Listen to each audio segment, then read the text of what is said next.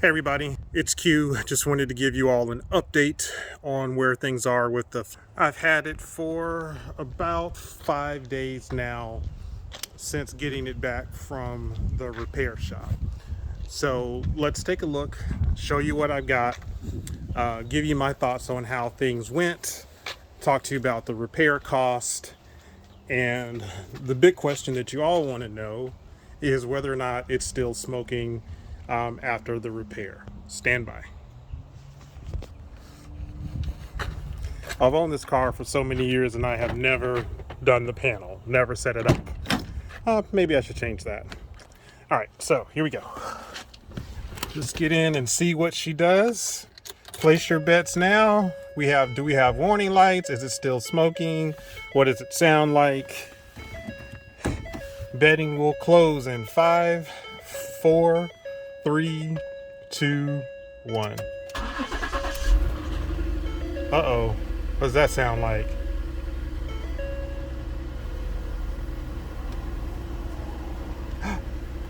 Would you looky there? I don't see any warning lights. Info for those of you who care.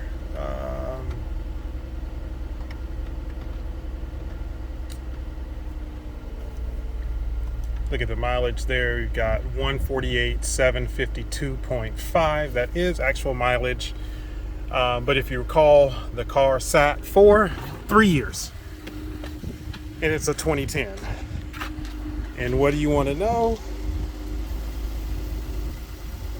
Starting up, we don't see any smoke coming from the tailpipes.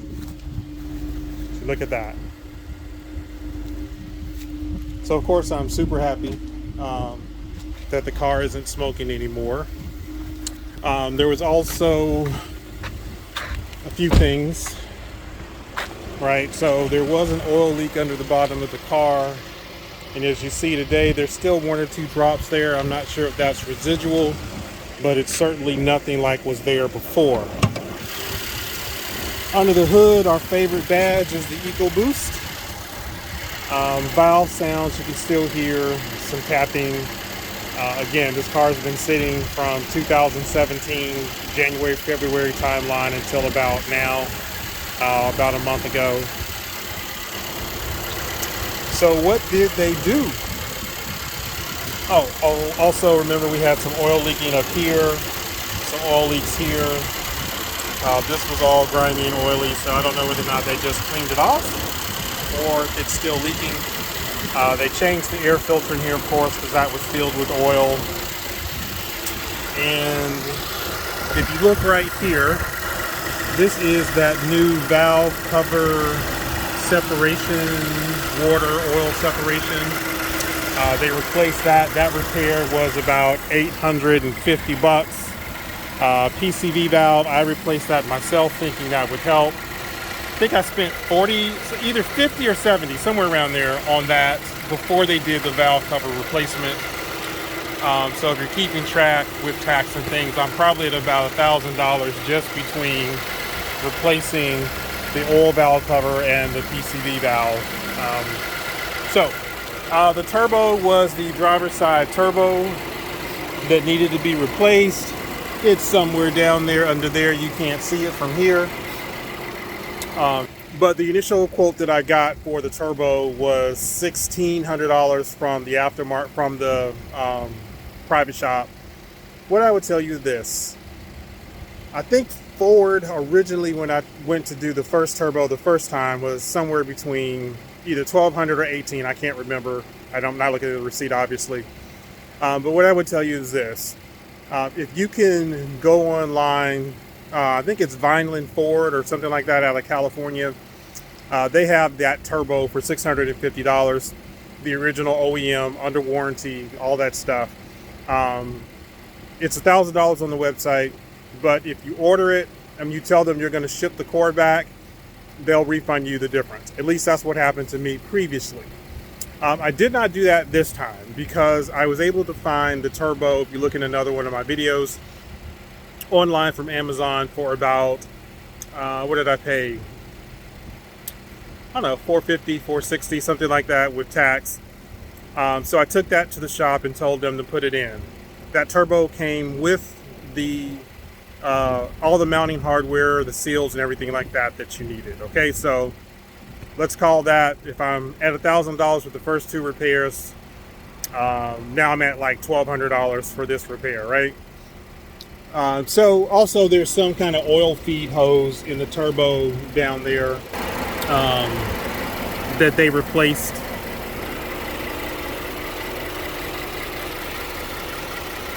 As well as part of the overall repair. So let's do this. Let's take the $1,000 that we were at before and then go pay for the turbo install. Like, what was the out the door price with that? So that came out to be like $1,350. So all totaled, I think I'm, just shy of $2,500. I'm giving, plus or minus. There's a few other little minor things in there that I'm not mentioning, like oil changes and stuff like that. But $1,357, I think, is what the final repair cost came to for the turbo.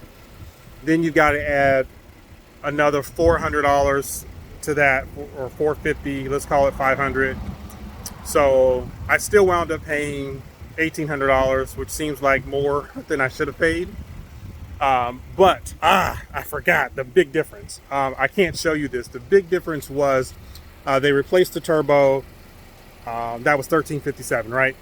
It came home, still leaking some oil, and it was still blowing light smoke. It wasn't really heavy, but it was enough to say, hey, listen, I just paid for this car. What's the problem? Go fix it. So they kept it for another week. And then turns out that I needed a catalytic converter replaced. If you remember from the earlier videos, if you haven't watched those, go back.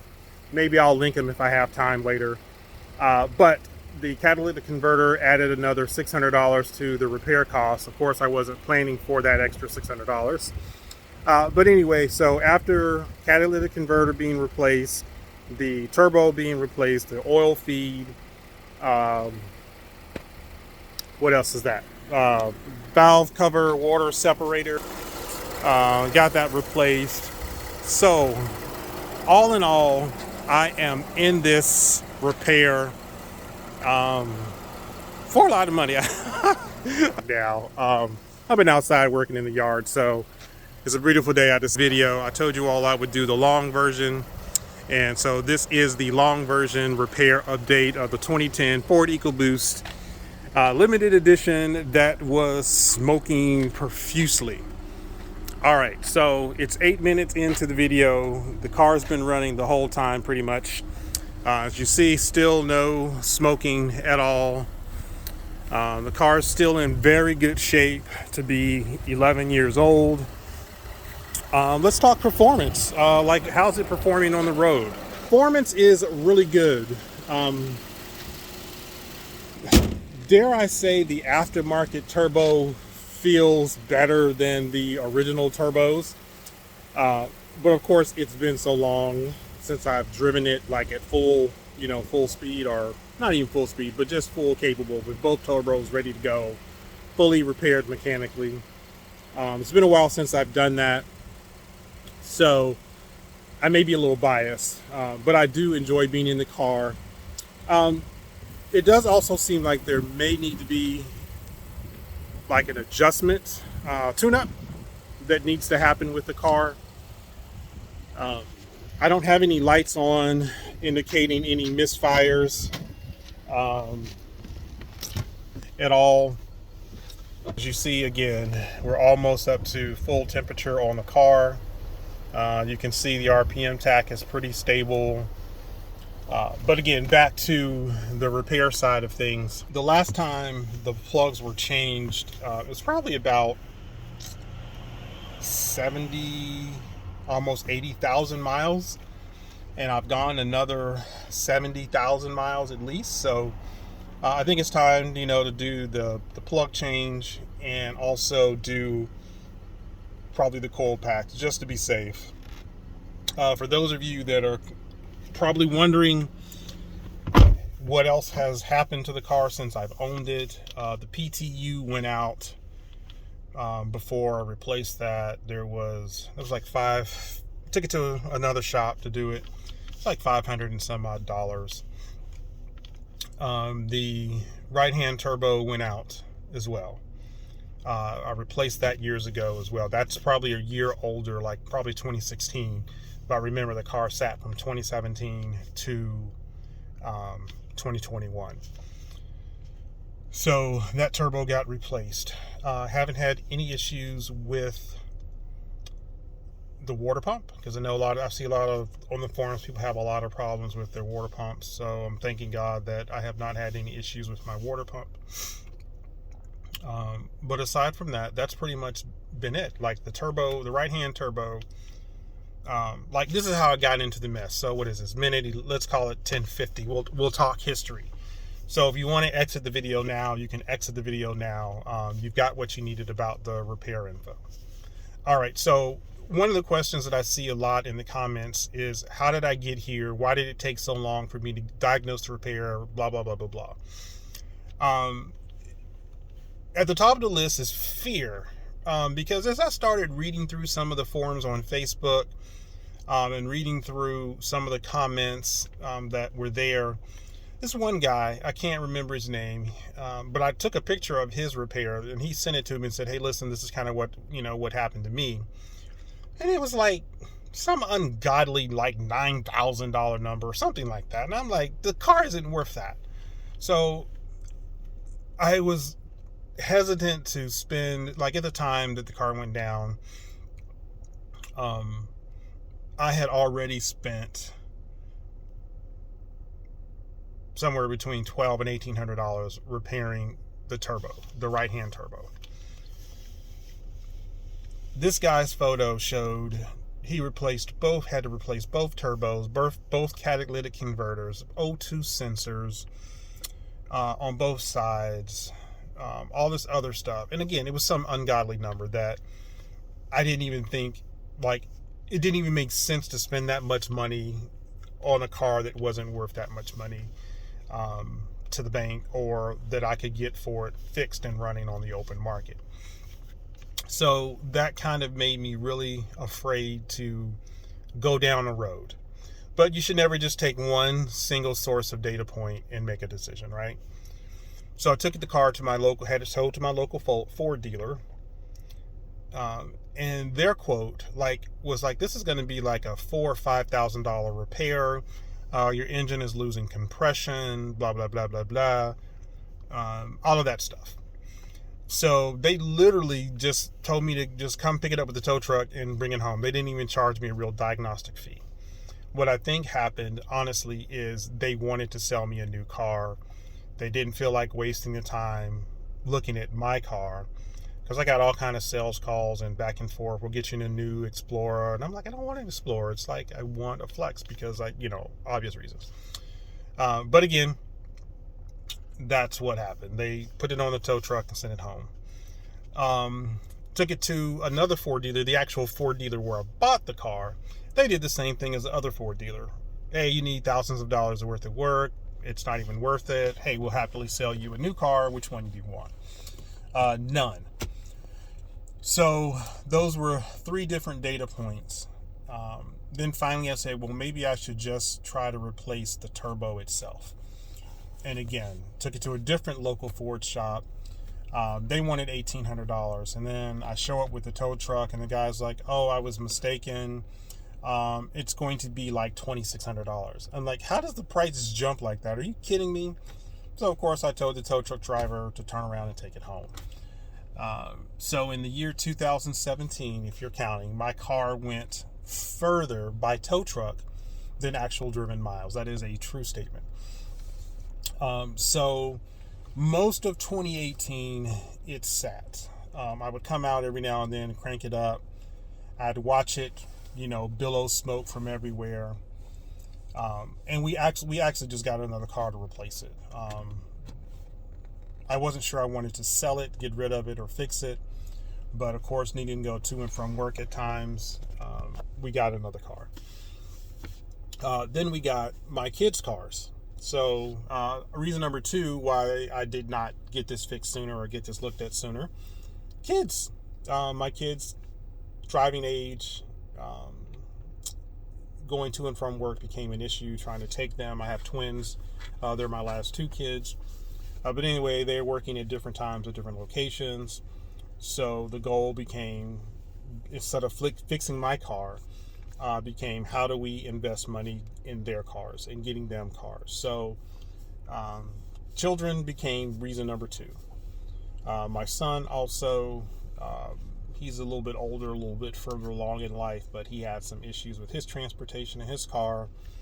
So I remember I had set aside the money to fix the Flex, and then his situation came up, and again, it's either I drive all the way across town to try to get him to and from work every day, or I give him the money he needs to take care of his own car, and he's like, oh yeah, Dad, I got you, I'll pay you back.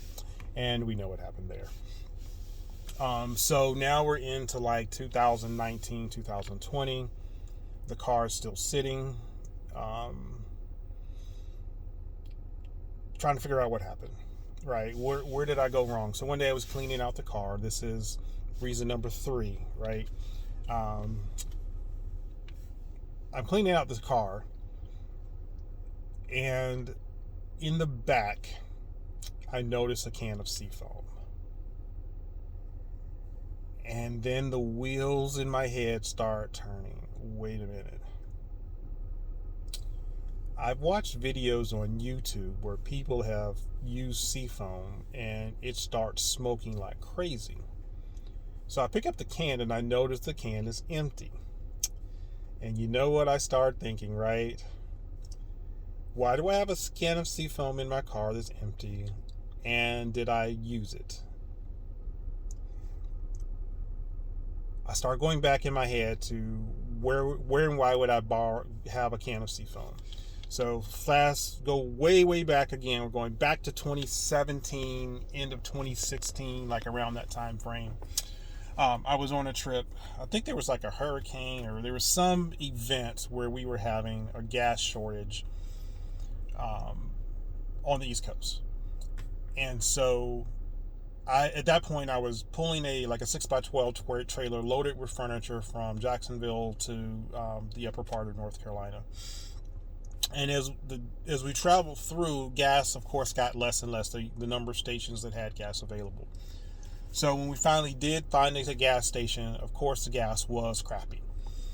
And but I had to fill up because it was like the middle of the night.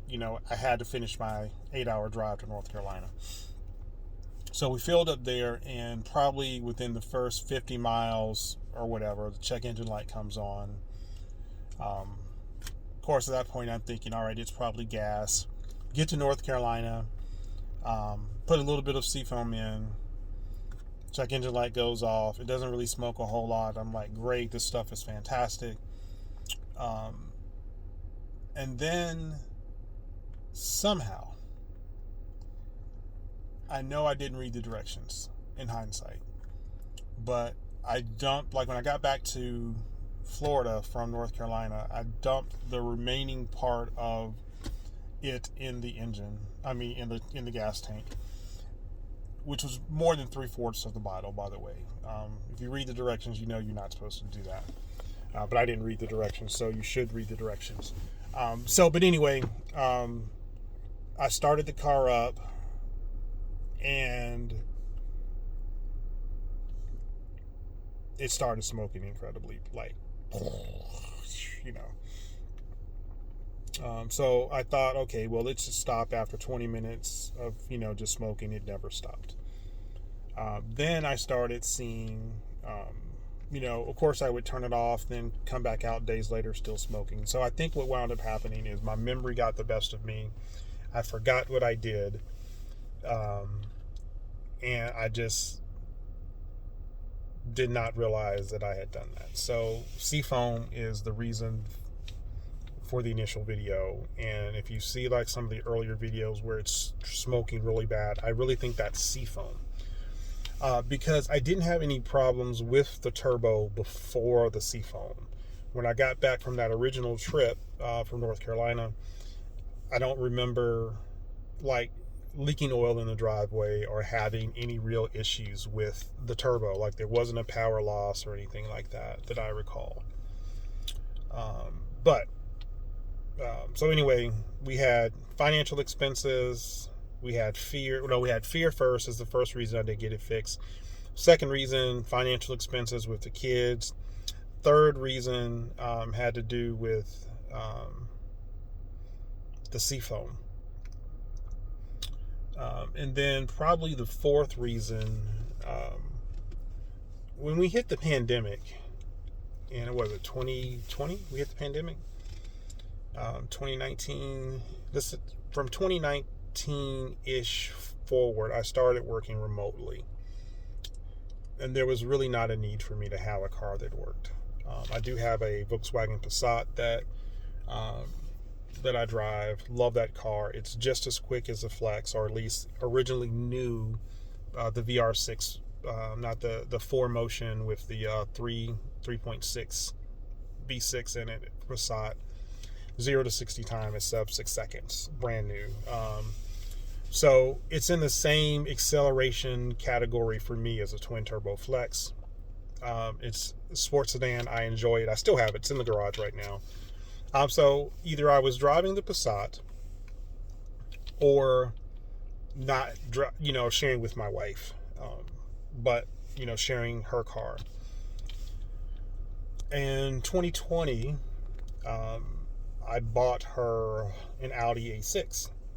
So again, like the Flex just kept getting to the back part of the line. There really wasn't any reason for me to fix the Flex because we've got my wife's car, my Passat, my wife's old car, twin A's car, twin B's car, that's 5, and the Flex is 6. So we had 6 cars at one time, and we still have 6 cars at one time. So again, there's no burning need, no burning desire to fix the Flex. The Flex is paid for. It's sitting in the driveway. I don't need to get it fixed, right? As you know, like I want it fixed, but if I'm trying to spend money, I'm spending money differently, right? Then in November, October timeline, 2020, I told my wife she can quit her job and come home. Woo! Long story. But anyway, so that drastically changed the amount of finances that I had available to fix the car. And then 2021, fast forward to where we are now. Why did this whole process start?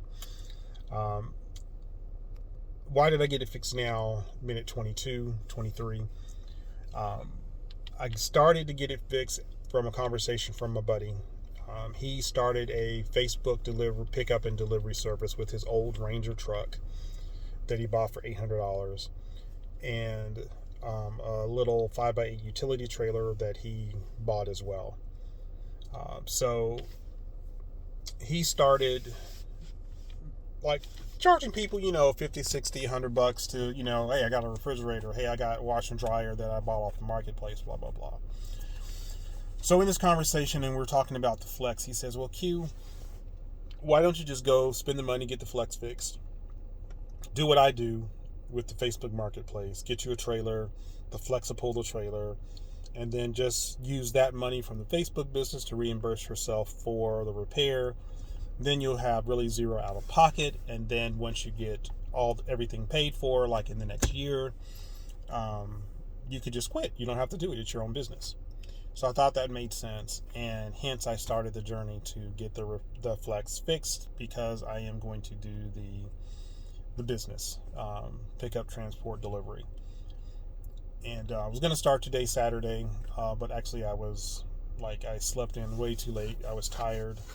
I'm a type 1 diabetic, so sometimes I have insulin days. So today was an insulin day for me. And of course, that meant that I had to cram as much sugar as I could into myself, which produced another issue. So rather than laying down and going back to sleep because, the insulin was making me sleepy, I said, let me just do the yard. Maybe that'll keep me up.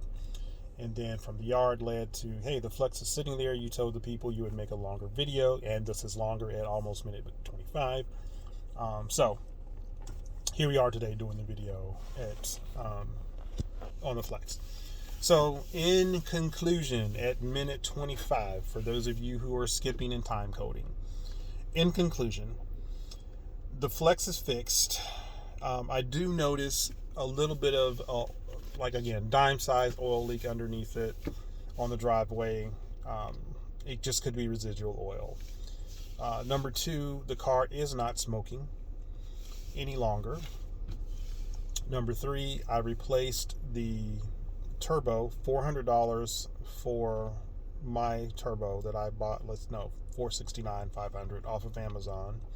I had a private repair shop, not the dealer, install the turbo. They found also that they needed to install the catalytic converter. That was another $600 on top of the repair. They replaced the oil delivery feed tube or something like that along with the turbo. So that whole repair for them to install my turbo into the Flex, plus do the oil change, the hose, waste fees or whatever, that bill was $1,357, and the catalytic converter. So $1,357 plus the $400 or $500 that I spent on the turbo. Let's just call it $800, if you will. $1,800, I'm sorry, for the initial repair from the shop. Additionally, they had the oil water separator replaced, so that was another $800 on top of that. I replaced on my own. The PCV valve was somewhere between $50 and $75. So if you do all the math, add in tow truck fees, things of that nature, like to get the car back on the road, I'm just over $3,000 getting the car back on the road. As you see, the car has been running for the entire time that I've been talking. Look at the temperature gauge, 148,000 miles on the odometer. The RPM tach, still doing the same thing, right? There's my wife's A6 in the background there. As you see, no smoke after 30 minutes. Some condensation there coming out the tailpipe down there. I don't know why. Again, it's been sitting for 3 years, so anything is possible. Nothing on this side though. But again, the left-hand side is where they replaced the turbo. So I don't know if that has anything to do with it. You hear the cooling fans coming on.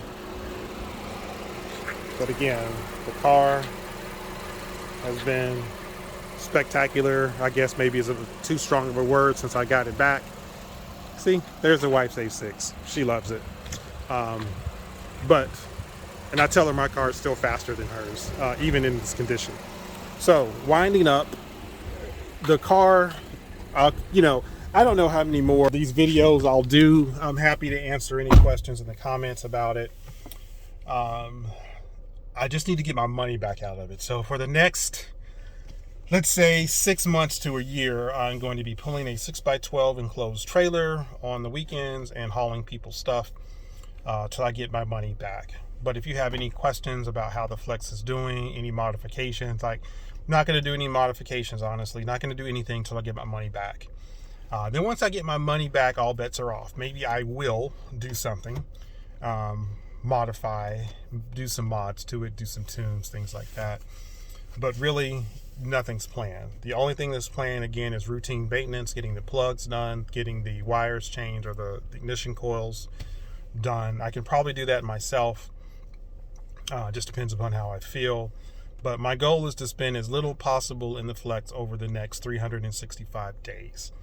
And then I'll come back and maybe I'll have a different opinion.